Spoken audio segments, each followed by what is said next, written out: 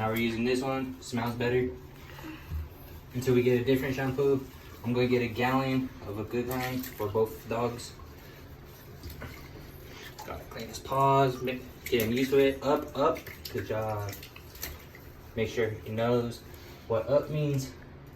Gotta clean his tail, clean his back paws, drink the water. He might get scared of this.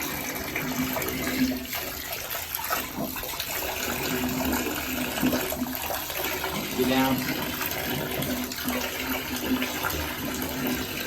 Rinse them off.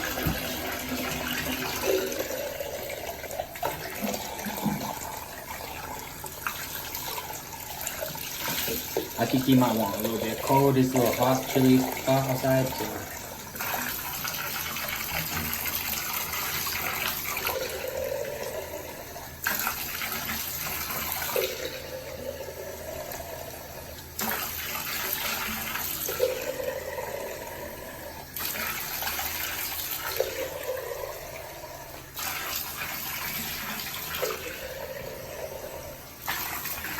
I'm gonna go to the puppy store one day, or the PetSmart and all that, so I have to get his own toy.